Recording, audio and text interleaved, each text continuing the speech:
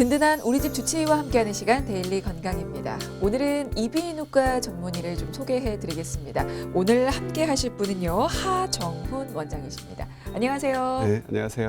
이비인후과 전문의 하정훈입니다. 네, 반갑습니다. 네, 자 오늘 어떤 주제로 얘기 나눠볼까요? 네, 오늘 제가 준비한 주제는요, 두경부암입니다. 네. 두경부라고 하면 굉장히 생소한데 머리와 목을 얘기하는 거고요. 네. 두경부암이라고 하는 것은 쇄골보다 위에 생기는 암 중에서 안구, 뇌, 피부, 갑상선을 제외한 부위에 생기는 암을 얘기합니다. 그러니까 머리와 목에 생기는 암을 두경부암이라고 한다. 네. 그러면 종류가 상당히 많을 것 같은데 어떻게 나뉩니까? 네, 되게 다양한데요. 네.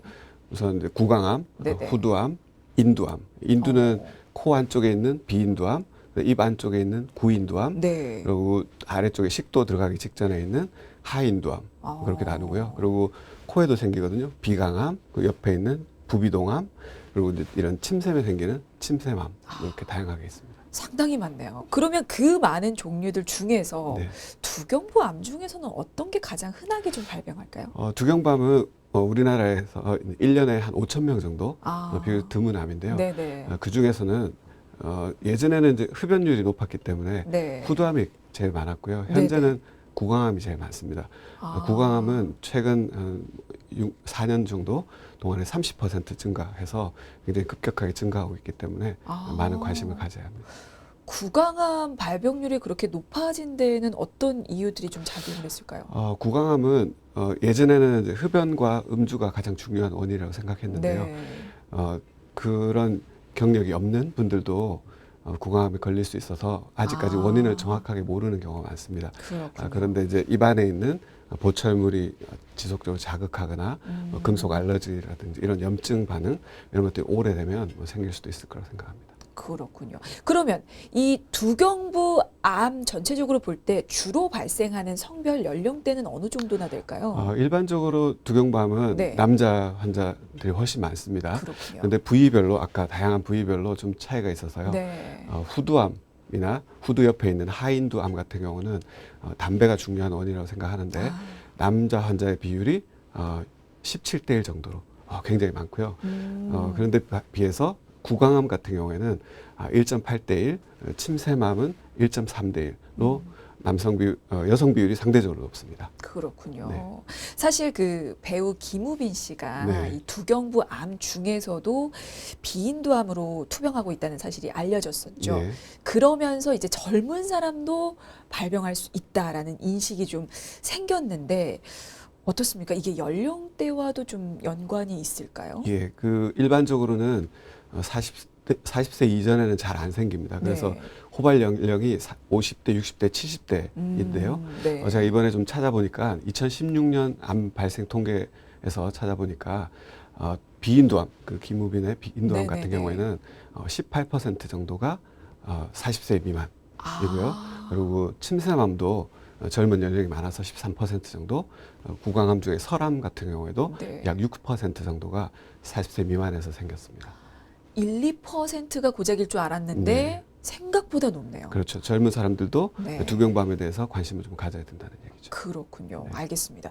그러면 어떤 원인들이 작용을 해서 두경부암이 발생하는지 그 발생 원인도 좀 알았으면 좋겠는데요. 그렇죠. 예전에는 흡연과 음주가 가장 중요한 원인이라고 생각했고요. 그런 것 때문에 생기는 후두암이 굉장히 많았습니다. 근데 최근에는 정확하게 원인이 알 수 없는 경우도 굉장히 많고요. 뭐 고령화라든지 어떤 유전적인 요인 이런 것도 관련이 있을 거고 구강 위생이라든가 이런 것도 관련이 있을 겁니다. 그러니까 원인이 과거에 보던 것과 좀 다르게 보고 계시는군요, 최근에는. 그렇죠. 조금씩 바뀌지 않나 그렇게 생각합니다. 왜냐하면 흡연율이 줄어드는데도 암 발생률은 증가하는 추세예요. 그러면 최근에 가장 중요하게 꼽고 있는 요인이라고 하면 어떤 게 있습니까? 예, 요즘은 이제 많이 밝혀진 원인 중에 바이러스가 원인이 암들이 있는데요. 아까 나왔던 김우빈의 비인두암 같은 경우에는 EBV라고 하는 바이러스가 원인이고요. 최근에 좀 많은 분들이 관심 가지고 있는 편도암을 포함한 구인두암이라고 하는데 구인두암 같은 경우에는 HPV라고 해서 자궁경부암을 일으키는 인유두종 바이러스가 대부분의 원인을 차지하고 있습니다. 자, 두경부 암을 일으키는 원인에 대해서 지금 짚어봤고요. 이번에는 대표적인 암들, 두경부 암을 대표하는 암들의 어떤 증상들도 살펴보도록 하겠습니다. 종류가 좀 많다 보니까 각각 좀 몇 가지만 살펴볼게요. 일단은 최근 발병률이 높아지고 있다는 구강암부터 보겠습니다. 구강암은 어떤 증상들을 나타나며 의심을 좀 해볼 수가 있을까요? 네, 대부분의 암들이 그렇지만 초기에는 특별한 증상이 없는 경우가 많은데요. 네. 그래도 구강암 같은 경우에는 입안에 뭔가 변화가 생기는, 예를 들어서 궤양이 있다든지 염증이 잘 안 난다든지.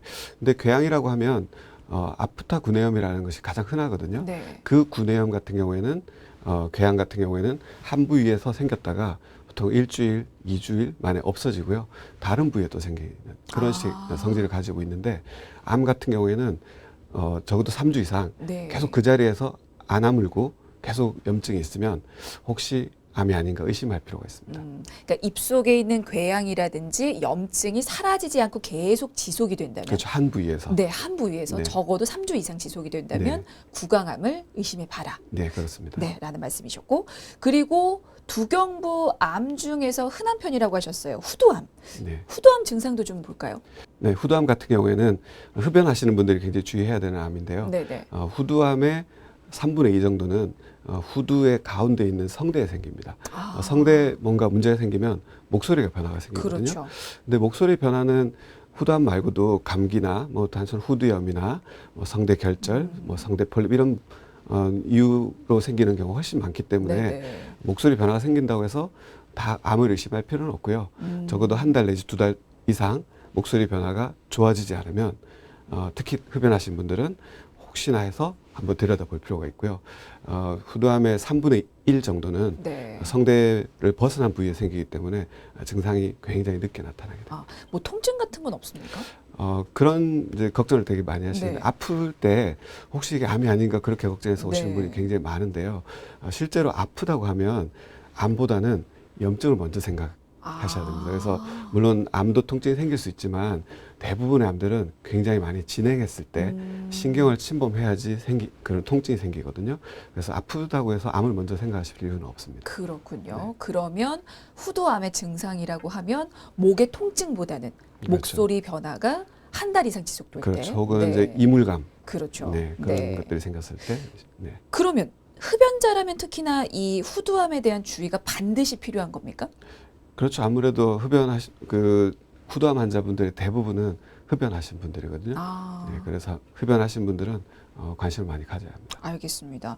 근데 사실 후두 내시경 검사가 따로 있잖아요. 네, 그렇습니다. 우리가 위 내시경이라든지 대장 내시경은 필수적으로 생각해서 정기적으로 검사를 받지만 흡연자라고 해도 후두 내시경 검진에 대해서 모르는 분들이 많아서 그렇죠. 이 부연 설명 좀 해주시면 좋을 것 네, 같은데요. 후두 내시경은 굉장히 간단한 검사입니다. 네네. 위내시경이나 뭐 대장 내시경처럼 어떤 전처치, 뭐 공복을 유지한다든지, 뭐 장을 비운다든지 이런 네. 처치 필요 없이 그냥 이비인후과를 가시면 네. 그냥 간단하게 볼 수 있는 검사이고요. 종합병원에 가지 않아도 가능한 겁니까? 그렇죠. 요즘은 대부분의 의원급에서도 오. 후두 내시경 장비를 가지고 있습니다. 그래서 가셔가지고 목소리 변화가 있거나 그럴 때 네. 간단하게 1분도 안 걸리게 네. 간단하게 관찰할 수 있고요. 비용도 1만 원 이내로 저렴한 편입니다.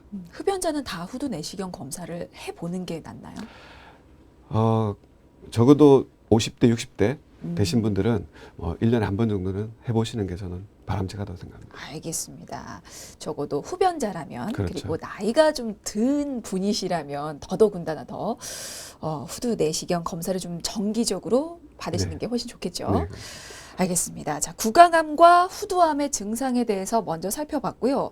그 외에 다른 두경부암들은 또 어떤 식으로 증상이 나타날 수도 있습니까? 네, 아까 나왔던 비인두암 같은 경우에는 네. 코 저기 안쪽에 생기거든요. 네네네. 그 부위가 귀하고 코하고 통하는 이관이라고 하는 부위를 맞게 돼서 네. 중이염이 생길 수 있습니다. 그래서 어른은 원래 중이염이 잘 생기지 않는데 네. 어른에서 특히 한쪽 중이염이 생기면 비인두암이었는지 꼭 확인해야 되고요. 그리고 그 한쪽 코에서 분비물이 나오고 한쪽 코만 막힌다든지 출혈이 생긴다든지 그러면 혹시 비강암이 아닌지 그런 의심도 해볼 수 있습니다. 그리고 침샘암 같은 경우에는 네. 침샘 부위에 뭔가 만져지는 혹 있을 때 의심할 수 있고요. 근데 대부분 그 초기에 증상이 없는 분들이 많기 때문에 그 암 자체 처음 생긴 부위에서 생긴 증상보다는 목에 뭔가 만져져서 네. 이게 뭔가 찾다 보니 암을 발견하게 되는 경우도 종종 있습니다. 네. 근데 두경부 암에 있어서 나타나는 증상들이 그렇게 크지 않습니다. 궤양도 쉽게 생길 수 있는 증상이고요. 그렇죠. 네, 뭐 목소리 변화라든지 코 한쪽 막히는 거 그 대수롭지 않게 생각할 수 있거든요. 네, 일반적으로는 네. 한쪽 코가 막혔다가 다음에는 반대쪽 코가 막혔다가 네. 번갈아가면서 막히는 경우가 대부분이고요. 그건 암하고 관련은 없습니다. 아, 그렇군요. 한쪽에 같은 부위의 증상이 계속 오래도록 지속이 그렇죠. 된다면, 그리고 이게 전에 없던 증상이 갑자기 또 맞습니다. 네, 나타난다면 문제를 또 인식을 하셔야 될 것 같습니다. 사실 증상을 알아야 또 병원에 찾아오시기 때문에 네. 증상을 좀 세세하게 여쭤봤고요. 그리고 사실 암뿐만이 아니고 모든 병이 마찬가지겠지만 두경부 암은 특히나 조기 진단이 중요하다고 하더라고요. 그 이유도 좀 여쭤볼까요? 네, 두경부암이 생기는 부위가 우리가 먹고 말하고 숨쉬고 목소리 내고 하는 부위에 생기거든요. 네. 그래서 암이 어느 정도 진행을 하면 암 자체에서도 이런 기능에 문제가 생길 수 있고요. 암 치료하고 나서 후유증으로도 말하고 먹고 목소리 내고 숨쉬는 거에 장애가 생길 수 있거든요. 그래서 네네. 하루라도 빨리 조기 진단하면 그런 장애 없이 완치할 수 있는 기회가 있습니다. 그리고 또 위치가 밖에서 보일 수 있는 위치이기 때문에 네. 어느 정도 진행을 하면 수술이나 치료 후에 외형적으로 미용적으로 문제가 생길 수도 있죠. 빨리만 치료하면 후유증이 남지 않는 건가요? 그렇습니다. 네. 암이라고 하는 것은 원래 세포 하나가 잘못되어 가지고 하나가 2개 되고 4개 되고 이렇게 네. 점점 커지는데 1cm 정도가 되려면 10억 개의 세포가 모여야 되거든요. 그러니까 암이라고 하는 것은 아주 작은 시절이 있었겠죠. 네, 그렇죠. 커지려면. 그래서 작을 때 치료하면 할수록 치료가 간단하고 후유증도 없이 완치가 될 수 있습니다. 그렇군요. 네. 알겠습니다. 이게 빨리 치료를 받으면 받을수록 큰 후유증 없이 완치가 될 수 있는 병이 또 두경부 암인데, 문제는 발견이 쉽지 않다는 점이잖아요. 뭐 위암이나 폐암에 비해서 두경부 암은 발견조차가 좀 쉽지 않다고 알려져 있는데 어떻습니까? 네, 두경부암이라고 하면 네네. 의사 선생님들도 잘 모르는 경우가 종종 있습니다. 네. 이름도 생소하고. 그런데 두경부암을 전문으로 하는 의사 입장에서는 부위가 위 내시경을 할 정도로 복잡한 검사가 필요하지도 않고 간단한 검사로 간단히 보면 알 수 있기 때문에 생각보다 쉽게 진단할 수 있는 면이 있습니다. 그렇지만 이제 경험이 되게 중요하다는 거고요. 네네. 예를 들어서 이제 구강암 같은 경우에 1년에 1,500명 정도 생기는데요. 우리나라 이비인후과 의사가 개원하고 있는 분이 한 3,000명 정도 되거든요. 네. 근데 그 환자분들이 그냥 한 군데 병원만 간다고 가정했을 때 네. 개원하고 있는 이비인후과 선생님들은 2년에 1명 정도의 환자를 마주치게 되는 거거든요. 네. 그러면 아주 흔한 구내염을 먼저 생각하지 구강암을 먼저 생각하고 이거 나쁜 거 아닌가를 의심하기가 굉장히 어렵거든요. 치과도 마찬가지인데 치과는 개원하신 분이 2만 명 정도 된다고 네. 알려져 있는데 그러면 10년에 1명 정도 구강암 환자를 마주치니까 입안에 문제가 있을 때 구내염이라고 쉽게 생각하지 이게 구강암일까라고 의심하기 어렵거든요. 맞아요. 의심이 제일 중요한 첫 번째 진단 방법이거든요. 알겠습니다. 그러면 어떻게 해야 조기 진단을 할 수 있는지 그 진단의 어떤 방법 있잖아요. 네, 어떤 게 있습니까? 조기 진단은 상당히 쉽습니다. 네네. 그래서 경험 있는 사람이 들여다보고 이상이 있는 부위가 있으면 네네. 간단한 조직 검사를 해서 진단할 수 있습니다. 뭐 구강암 같은 경우에는 그냥 입만 벌리면 볼 수 있는 부위이기 때문에 네. 보는 것 자체도 간단하고 물론 이제 간단한 내시경으로 확대를 해서 보고요. 그리고 후두암이나 인두암 같은 경우에는 조금 깊이 넣어서 후두 내시경이라는 것으로 관찰하고 간단한 조직 검사를 해서 진단할 수 있습니다. 네, 알겠습니다. 사실 두경부 암이 익숙하지 않은 질병명이어서 더 발견이 늦어지고 예후가 안 좋을 것이다라는 인식이 좀 있는데요. 전문가의 눈으로 확인을 하면 그렇게 발견이 또 어려운 건 아닌 것 같습니다. 언제든지 이상이 느껴진다면 병원 찾아가시면 좋을 것 같고, 만약에 두경부 암이라는 진단이 내려진다면 치료는 어떻게 진행이 될까요? 네, 두경부암의 치료는 기본적으로 3가지 중에 이제 선택을 하게 되는데요. 네. 수술하고 방사선 치료, 항암 치료, 항암 화학요법이라고 하는 네네. 3가지 방식을 사용하는데요. 조기에 발견할수록 간단한 수술 혹은 방사선 치료 둘 중에 하나만 쓰는 단독 요법으로 치료가 가능하고 네. 많이 진행한 상태에서는 수술도 하고 방사선 치료도 하고 항암 치료도 세 가지를 다 해도 완치를 기대하기 어려운 경우도 있습니다. 아, 그렇군요. 이것도 1, 2기, 3기 뭐 이렇게 나뉘는 그렇죠. 건가요? 4기까지 나눠져 있습니다. 1기와 뭐 2기에 오면 훨씬 그래도 좀 완치율이 높습니까? 그렇죠. 2기까지는 전이가 없는 상태이기 때문에 치료 완치 확률이 훨씬 높죠. 예후, 치료 예후 측면에서 보면 다른 암과 비교했을 때 어떻습니까? 그 조기 진단하면 이제 100% 완치가 될 수 있는 네. 것은 다른 암이랑 마찬가지일 거고요. 다른 암보다 특별히 더 나쁘진 않습니다. 4기에 진단되어도 약 50% 정도 완치 확률이 있습니다. 그런데 계속 나왔던 바이러스에서 생기는 암들은 다른 원인에 의해서 생기는 암보다 완치 확률이 높습니다. 바이러스만 없애면 되니까. 바이러스만 없애는 건 아니고요. 바이러스에 의해서 생긴 암들이 치료가 특히 방사선 치료에 잘 됐습니다. 그렇군요. 네. 다행이네요. 네, 그래도. 그렇습니다. 근데 걱정이 되는 건 전이 혹은 재발이거든요. 왜냐하면 이제 머리 쪽에 눈, 코, 입은 다 연결이 돼 있어서 전이 되기도 좀 쉽고 재발되기도 쉽지 않을까라는 생각이 드는데 어떻습니까? 다른 암에 비해서 두경부암의 전이가 더 잘 될 거라고 생각하지는 않고요. 네. 두경부암도 암이기 때문에 전이 될 수 있고요.